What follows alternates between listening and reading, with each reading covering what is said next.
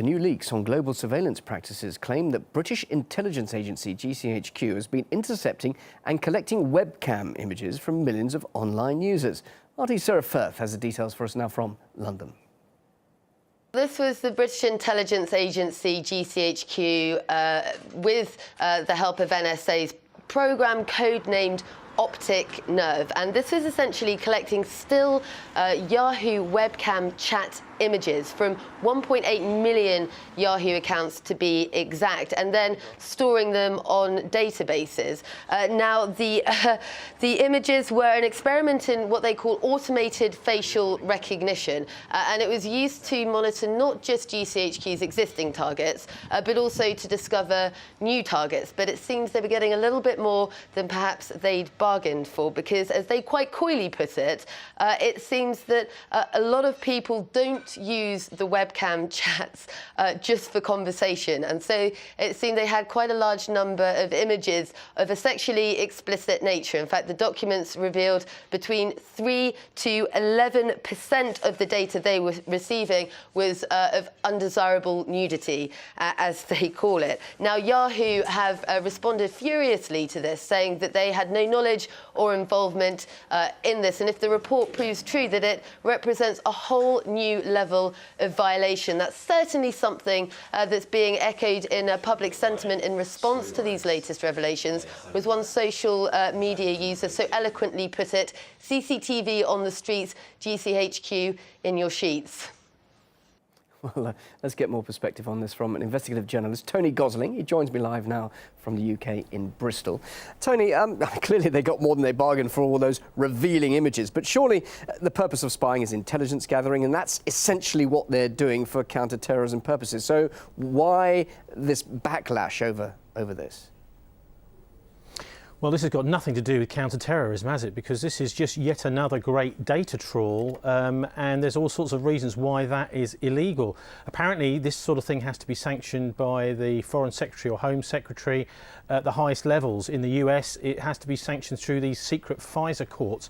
But there are very good reasons why the people who've committed this actually should be or are criminals. I'm talking about those that have authorised it at government level and in GCHQ, and the individual operators who are collecting this data. I mean, out of all of the things we've heard, I think you'll agree, Bill, we've heard about spyware being put on, viruses being put on our computers being stopped on the way to our homes to have spyware, this kind of thing put on it. We've also had denial of service attacks, that is taking out websites of campaign groups and that sort of thing by GCHQ and by the NSA. But this is actually the most creepy so far. Anything, Getting Tony? into these webcams it's like an intruder in your living room, and it's not just happening to people who are counter-terrorism. This is everybody they're after here. 2 million users. But why Yahoo, Tony? Is there anything to suggest that Yahoo collaborated in any way?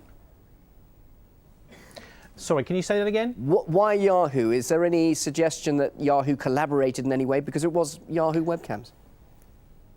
Well, no, Yahoo have come out, haven't they, and said that they are extremely annoyed about this. I mean, The Guardian reports that they are fevered in their denial of this kind of thing, because, of course, this is massively damaging to Yahoo and the privacy and the trust between Yahoo's users and the organisation. And I would think what we'll find, I mean, they've already been fighting in some ways, these internet companies, the NSA and GCHQ in the courts, but this will make things, you know, even more important for Yahoo to be able to defend their reputation by stopping this kind of thing going on. But a lot of people are saying, why does it matter? Surely, you know, if you've done nothing wrong, you should have nothing to hide.